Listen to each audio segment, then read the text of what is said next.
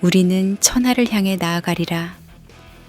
이 바다와 이 땅 어느 누구도 우리의 칼을 막을 수 없을 것이다.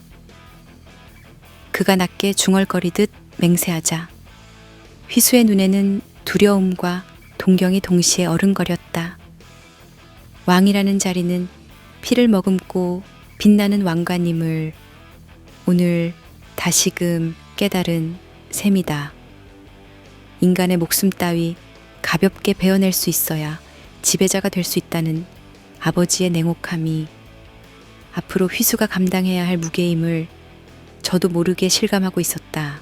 노을이 붉게 깔린 하늘 아래에서 근초고왕과 그의 군대는 남부 해로의 요충지를 정복함으로써 백제의 발판을 단단히 굳혔다. 살점이 타들어간 자욱한 영희는 바닷바람에 흩어졌고 핏물로 검붉게 물든 땅에는 백제의 새로운 시대가 피어날 준비를 마쳤다. 불길처럼 번지는 왕의 야심과 그를 둘러싼 의심과 공포가 겹겹이 쌓여 이제 역사의 잔혹한 문장을 새겨 넣을 것이었다. 그렇게 바다를 지배하는 백제라는 무대 위에서 근초고왕은 또 한 번 자신의 위명을 드러내 보였다. 그의 그림자가 성벽을 길게 뒤덮었을 때 승리를 환호하는 병사들 사이로 막고해와 휘수, 진정에 각기 다른 표정이 교차했다. 그러나 어찌됐든 지금 이 순간 이 남해의 성은 완전히 백제의 것이 되었고 무너지지 않을 것처럼 버티던 친미다레의 권세는 그 붉은 파도에 파묻혀 사라졌다. 그리고 그 피 어린 폐허를 발판 삼아 근초고왕은 먼 항로로 자신의 칼끝을 더욱 멀리 내밀 준비를 마쳤다. 핏빛 노을이 어두운 하늘로 스며드는 그 시각, 백제의 깃발은 고요해진 성벽을 뒤흔들며 울부짖고 있었다. 사람의 선과 악, 그 모든 윤리와 윤곽마저 삼켜버리는 포악한 전쟁의 귀결이 이 순간을 기점으로 새로운 역사를 낳고 있었다. 근초고왕은 성벽 위에 선 채 눈을 가늘게 뜨고 저 멀리 해안선까지 펼쳐진 침묵의 풍경을 응시했다. 빛바랜 깃발들이 무릎 꿇은 마한읍들의 항복을 증명하듯 바람에 휩쓸리고 있었다. 한낮의 해가 기울 무렵 전장 위에는 붉은 노을이 스며들어 마치 거대한 피의 웅덩이를 뒤덮는 얇은 막처럼 보였다. 멀리서 새어오는 바다 냄새가 전장에 깔린 피비린내를 덮으려 애쓰는 것 같았지만 흐릿한 역겨움이 여전히 코끝을 움켜쥐었다. 진작에 무너져 내린 성문의 잔해 사이로 이제 막 숨을 돌리는 백제 병사들의 모습이 엿보였다. 그들은 정막에 빠지지 않으려는 듯 서로 소리를 주고받고 있었고 휘날리는 먼지 속에서 간간히 감탄 섞인 한숨이 새어나왔다. 짧은 전투였으나 끓어오르는 피와 살점이 이 땅을 이미 몇 번이나 적셔놓고 간 뒤였다. 애처롭게 늘어진 시체들은 원래 인간이었음을 짐작하기 어려울 정도로 훼손돼 있었고 무기와 함께 뒤섞인 부서진 뼈 조각이 한껏 참혹함을 더했다. 그 광경에 눈살을 찌푸린 태자 부여위수가 갑자기 고개를 돌렸다. 전투는 끝났으되 마음 한편에 남은 비릿한 공포가 그를 흔드는 듯했다. 힘겹게 삼킨 침이 모글대를 타고 내려갔고 휘수는 제 손에 묻어있는 시뻘건 핏자국을 천천히 닦아내려 애썼다. 한강을 포함하여 남쪽 대지까지 품에 넣었다 한들 어쩐지 그가 바라보는 아버지의 뒷모습은 여전히 끝을 모르는 욕망에 휩싸여 있었다. 노을 빛을 배경으로 우뚝 서 있는 근초고왕은 한 손에 긴 창을 붙잡고 있었다. 끝부분이 닳고 수차례 전투로 물들어 영험처럼 탁해진 창날이었다. 그러나 그 묵직한 창끝은 여전히 적의 숨통을 끊기에 충분한 살기를 머금고 있었다. 왕의 눈빛도 마찬가지였다. 이제 막 이뤄낸 승리를 곱씹기보다는 다음으로 뻗어갈 영토를 살피고 더 멀리 더 깊은 땅을 뒤덮을 전장을 꿈꾸는 눈동자였다.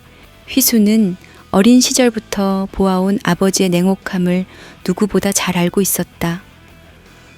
그에게 있어 적의 항복은 자비의 기회가 아니라 자신의 권력을 재확인하는 일종의 의식에 가깝다는 것을, 그리고 그 끔찍한 의식 속에서 휘수 자신도 점차 물들어간다는 사실을 부인할 수 없었다. 피내음이 극에 달할수록 아버지와의 거리가 더 선명히 느껴졌다가도 동시에 그에게서 벗어날 수 없는 자신의 운명을 깨닫고는 한 번 더 가슴이 내려앉았다. 뒤편에서는 맑고 해가 빠른 걸음으로 항복한 읍의 대표자들을 모아들였다. 그 중에는 치열한 싸움을 견디다 더 이상 저항 의지를 잃은 자도 있었고, 전투가 시작되자마자 기회를 엿보다 항복을 택한 자도 있었다. 모두 정돈되지 못한 자세로 바닥에 엎드려 병사들의 창끝을 의식하며 몸을 떨었다. 폐하께서 너희들에게 자비를 내릴지 아니면 다시 칼을 드실지는 아직 모른다.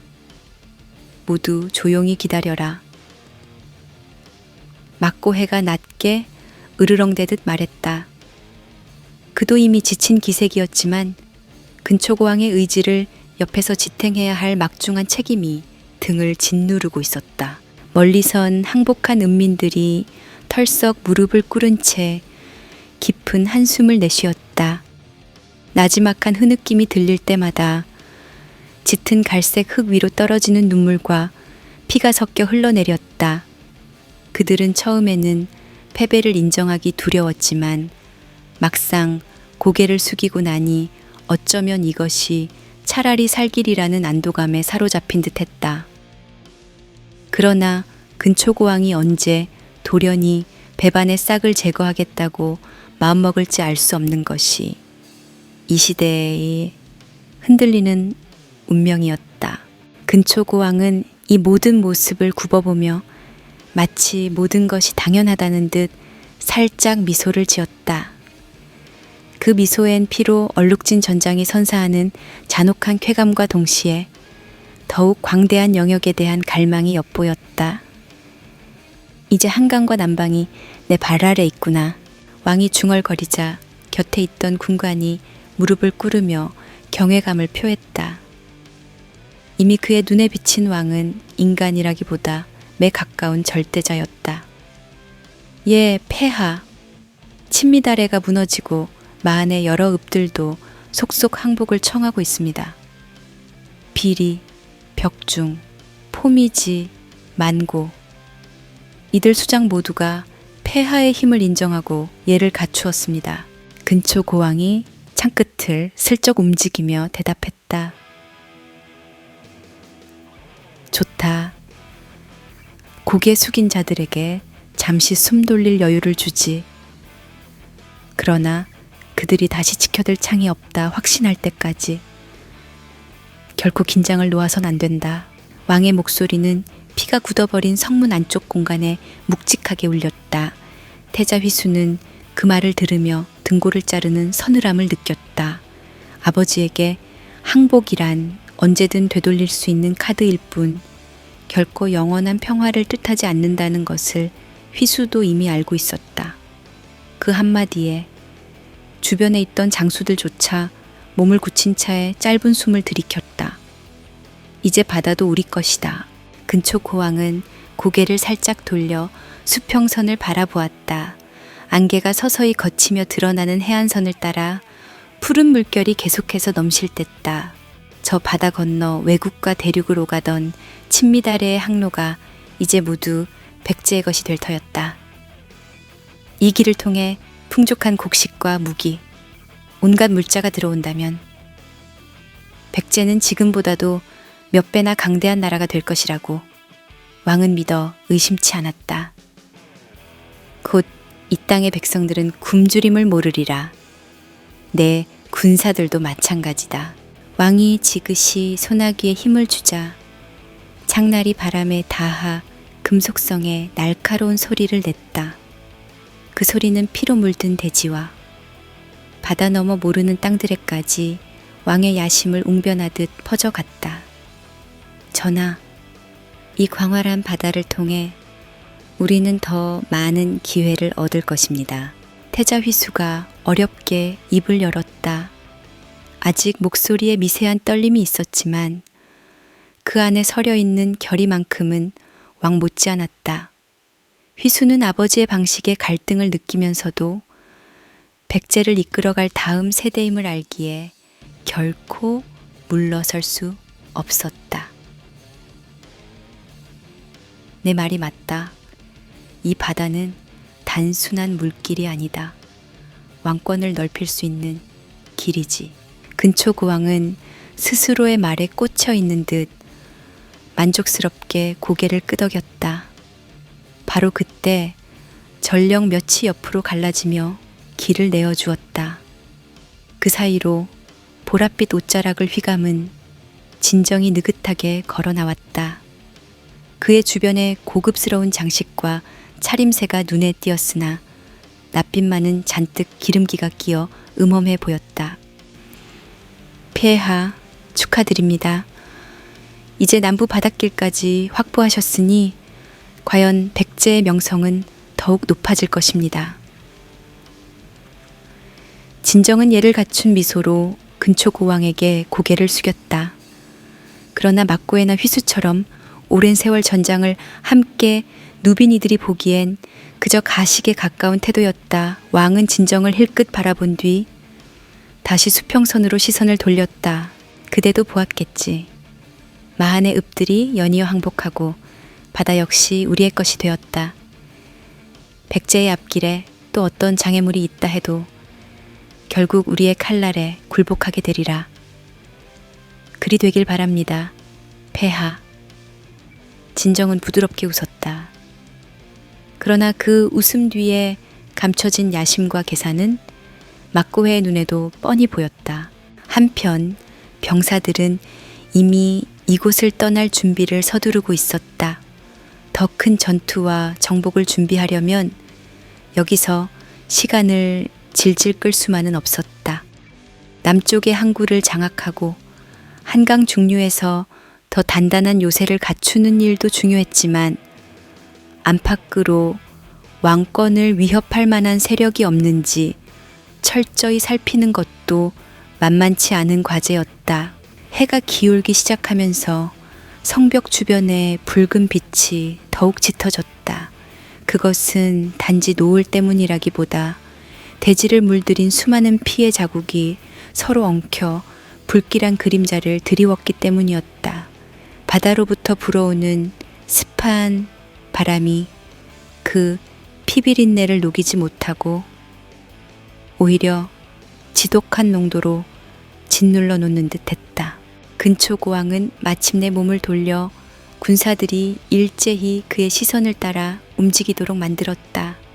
피가 굳어버린 갑옷과 낡은 창을 검붉은 노을에 비추는 그의 모습은 한편으로는 신화 속 전쟁 신의 초상이 떠오를 만큼 비현실적이기까지 했다.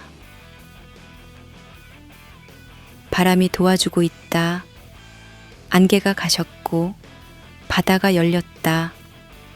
이제 이 길을 따라 백제는 천하를 호령할 것이다. 그가 낮게 내뱉자 병사들은 다시금 함성을 올렸다. 들뜨지 않으려 애쓰면서도 이미 몸속 깊이에서부터 우러나오는 흥분과 야망을 감추기엔 역부족이었다. 왕의 말 한마디가 그들에게는 보물과도 같은 위안이자 폭풍 같은 명령이었다. 태자 휘수는 아버지의 옆에서 묵묵히 고개를 끄덕였다. 막고해도 뒤이어 자리를 지키며 왕을 위한 또 다른 전장을 향해 준비를 다졌다. 그리고 조금 떨어진 곳에서 진정은 비릿하게 눈썹을 치켜 올린 채 왕이 쌓아 올린 무지막지한 권력의 틈을 어디서 어떻게 비집고 들어갈지를 꾀하는 듯했다. 사방에 어둠이 깔리며 전장 위를 감싸던 붉은 색조는 점차 검게 물들어갔다. 그러나 백제의 군대는 더 이상 피로 쓰러지지 않았다. 성벽에 줄지어 서 있던 횃불이 하나둘 켜지자 그 불빛 아래 왕의 실루엣이 유독 선명하게 부각되었다. 더 많은 바다와 땅을 아우르겠다. 그 길에 선열이 또 얼마가 흐르든 백제는 멈추지 않는다. 근초 고왕의 목소리는 기름진 횃불 연기 너머로 번져나갔다. 그의 칼끝이 가리키는 곳이 설령 인간의 한계를 넘어선 세계라 해도 그곳에 이르고 말겠다는 절대적인 신념이 깃들어 있었다. 태자 휘수와 막고해 그리고 수많은 백제 병사들, 그들은 이미 분노와 광기 그리고 허기진 영광을 향한 갈망으로 충만해 있었다. 누구도 쉽게 이 군대의 발걸음을 막을 수 없으리라. 그날 이후 한강은 물론 남방의 바닷길까지 거머쥔 백제의 이름은 사방으로 뻗어나갔다. 친미다래를 무너뜨린 것은 끝이 아니었다. 오히려 무수한 전쟁과 정복의 서막이 열렸음을 진중에 모인 모두가 알았다. 노을이 사그라드는 성벽 위 선홍색으로 물든 연기 사이에서 근초고왕의 실루엣이 길게 번졌다. 그것은 수많은 사람들의 목숨과 눈물을 삼켜버리는 검붉은 파도가 되어 이제 이 땅의 역사에 또렷한 파문을 일으킬 채비를 갖추고 있었다. 그리고 그 파도 끝에 백제의 깃발은 더욱 거세게 나부끼고 있었다.